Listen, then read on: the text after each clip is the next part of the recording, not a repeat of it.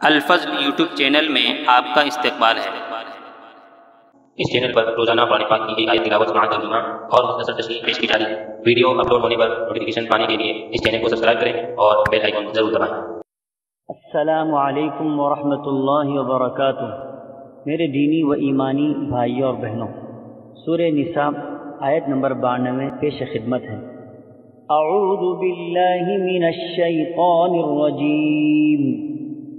وما كان لمؤمن أن يقتل مؤمنا إلا خطأ ومن قتل مؤمنا خطأ فتحرير رقبة مؤمنة ودية مسلمة إلى أهله إلا أن يصدقوا فإن كان من قوم عدو لكم وهو مؤمن فتحرير رقبة مؤمنة وإن كان من قوم بينكم وبينهم ميثاق فدية مسلمة إلى أهله وتحرير رقبة مؤمنة فمن لم يجد فصيام شهرين متتابعين توبة من الله وكان الله عليما حكيما۔ کسی مومن کو دوسرے مومن کا قتل کر دینا زیبا نہیں، مگر غلطی سے ہو جائے تو اور بات ہے۔ جو شخص کسی مسلمان کو بلا قصد مار ڈالے اس پر ایک مسلمان غلام کی گردن آزاد کرنا اور مقتول کے عزیزوں کو خون بہا یعنی دیت پہنچانا ضروری ہے۔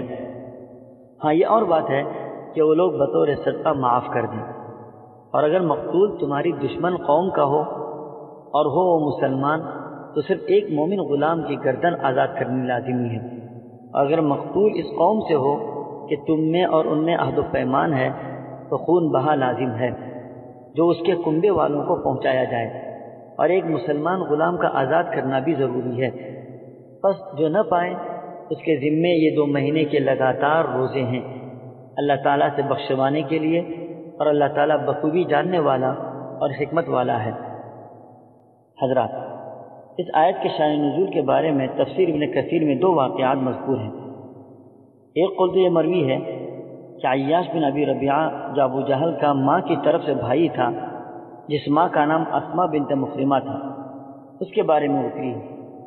واقعہ یہ ہے کہ اس نے ایک شخص کو قتل کر ڈالا تھا جسے وہ اسلام لانے کی وجہ سے سزائیں دے رہا تھا، یہاں تک کہ اس کی جان لے لی۔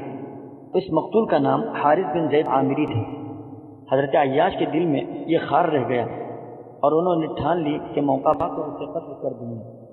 اللہ تعالیٰ نے کچھ دنوں بعد قاتل کو بھی اسلام کی ہدایت عطا فرمائی، وہ مسلمان ہو گئے اور ہجرت بھی کر لی۔ لیکن حضرت عیاش کو یہ معلوم نہ تھا، فتح مکہ والے دن یہ ان کی نظر میں پڑ گئے، یہ جان کر کہ اب تک کفر پر ہیں، ان پر اچانک حملہ کر دیا اور قتل کر دیا۔ اس پر یہ آیت ہے۔ دوسرا قول اور واقعہ یہ ہے کہ حضرت ابو درداء رضی اللہ تعالی عنہ کے بارے میں نازل ہوئی ہے، جبکہ انہوں نے ایک شخص کافر پر حملہ کیا، تلوار تو لے ہی تھی تو اس نے کلمہ پڑھ لیا، لیکن ان کی تلوار چل گئی اور اسے قتل کر ڈالا۔ جب حضور صلی اللہ تعالی علیہ وسلم سے یہ واقعہ بیان ہوا تو حضرت ابو درداء رضی اللہ تعالی عنہ نے اپنا یہ عذر بیان کیا کہ اس نے صرف جان بچانے کی غرض سے یہ کلمہ پڑھا تھا۔ اب ناراض ہو کر فرمانے لگے، کیا تم نے اس کا دل چیر کر دیکھا تھا؟ حضرات، یہ واقعہ احادیث کی کتابوں میں بھی ملتا ہے۔ حضرات، اللہ تعالیٰ نے انسانوں کا احترام اور اس کی عظمت کا حکم دیا ہے۔ انسانوں میں جو کلمہ گو ہو تو اس کی اہمیت اور مقام اور بھی بڑھ جاتا ہے۔ انسان تو انسان، جانوروں کے ساتھ بھی اللہ تعالیٰ اچھا سلوک کرنے کا حکم دیتے ہیں، ان کی بھی تکلیف کا خیال رکھتے ہوئے ان کے ساتھ کیا برتاؤ کیا جائے اس کی بھی رہنمائی فرمائی ہے۔ دوسری بات یہ ہے کہ انسان بعض کام بالقصد و ارادہ کرتا ہے اور بعض کام بالقصد و ارادہ نہیں کرتا، مگر وہ کام انجام کے اعتبار سے غلط ہو جاتا ہے۔ بعض کام کا ارادہ دوسری چیز کا ہوتا ہے، مگر غلطی سے دوسرا کام واقع ہو جاتا ہے اور وہ کام غلط ہو جاتا ہے۔ ان تمام صورتوں میں کیا کیا جائے، قرآن پاک اس سلسلے میں رہنمائی کرتے ہوئے فرماتا ہے۔ آیت کے پہلے حصے میں کہا کہ کسی مومن کو دوسرے مومن کا قتل کرنا زیبا نہیں، مگر غلطی سے ہو جائے تو اور بات ہے۔ جو شخص کسی مسلمان کو بلا قصد مار ڈالے اس پر ایک مسلمان غلام کی گردن کی آزادگی ضروری ہے، اور مقتول کے عزیزوں کو خون بہا یعنی دیت پہنچانا بھی ضروری ہے۔ یہ اور بات ہے کہ وہ لوگ بطور صدقے کے معاف کر دیں۔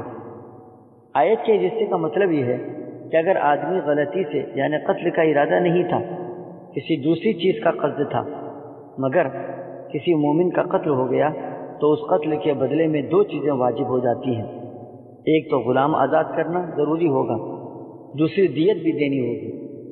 دیت میں 100 اونٹ یا آج کل کے اعتبار سے اس کی قیمت کی ادائیگی ضروری ہے۔ ہاں اگر مقتول کے ورثہ اس کو معاف کر دیں تو کوئی بات نہیں ہے۔ آیت کا دوسرا حصہ فَإِن كَانَ مِن قَوْمٍ عَدُوٍّ لَكُمْ وَهُوَ مُؤْمِنٌ فَتَحْرِيرُ رَقَبَةٍ مُؤْمِنَةٍ، یعنی اگر مقتول تمہاری دشمن قوم کا ہو اور وہ مسلمان ہو تو صرف ایک مومن غلام کو آزاد کرنا لازمی ہے۔ مطلب یہ ہے کہ اگر مقتول مسلمان ہو لیکن اس کے اولیاء حربی کافر ہوں تو قاتل پر دیت ادا کرنا نہیں ہوگی، صرف غلام کو آزاد کرنا کافی ہے۔ آیت کا تیسرا حصہ وَإِن كَانَ مِن قَوْمٍ بَيْنَكُمْ وَبَيْنَهُمْ مِيثَاقٌ فَدِيَةٌ مُسَلَّمَةٌ إِلَىٰ أَهْلِهِ وَتَحْرِيرُ رَقَبَةٍ مُؤْمِنَةٍ، یعنی اگر مقتول اس قوم سے ہو کہ تم میں اور اس میں عہد و پیمان ہے تو خون بہا لازمی ہے، جو اس کے کنبے والوں کو پہنچایا جائے، اور ایک غلام کی آزادگی۔ مطلب یہ ہے کہ مقتول کے وارث اس قوم میں سے ہیں جن سے تمہاری صلح اور عہد و پیمان ہے تو دیت دینی پڑے گی۔ اگر مومن تھا تو مکمل دیت، اگر مقتول کافر تھا تو بعض کے نزدیک پوری دیت اور بعض کے نزدیک نصف دیت لازمی ہوگی، اور ایک مومن غلام کو آزاد کرنا بھی لازمی اور ضروری ہوگا۔ آیت کے چوتھے اور آخری حصے میں فرمایا گیا فَمَن لَّمْ يَجِدْ فَصِيَامُ شَهْرَيْنِ مُتَتَابِعَيْنِ تَوْبَةً مِّنَ اللَّهِ وَكَانَ اللَّهُ عَلِيمًا حَكِيمًا، جو اس طرح کی چیزیں ادا نہ کر سکتا ہو تو اس کے لیے ضروری ہے کہ مسلسل 2 مہینے کے روزے رکھیں۔ اللہ تعالیٰ سے معافی مانگنے کے طور پر اللہ بخوبی جاننے والا اور حکمت والا ہے۔ مطلب یہ ہے کہ ہر قاتل کے پاس اتنی مالی وسعت نہیں ہو سکتی کہ وہ دیت ادا کریں یا غلام آزاد کریں مفلسی یا محتاجی کی وجہ سے، تو اس کے لیے 2 مہینے مسلسل روزہ رکھنا ضروری ہے، تسلسل نہ چھوٹے الا کہ کوئی شرعی عذر درپیش ہو۔ اللہ فرماتے ہیں جب آپ یہ مذکورہ احکام پر عمل کرنے کی کوشش کرو گے تو اللہ تعالیٰ تمہاری مغفرت فرمائیں گے۔ جو حکم نازل ہوا ہے اللہ اس کے حکمت کو بخوبی جانتے ہیں۔ اللہ تعالیٰ ہم تمام لوگوں کو دین سمجھنے کی توفیق عطا فرمائے، آمین۔ وآخر دعوانا ان الحمد للہ رب العالمین۔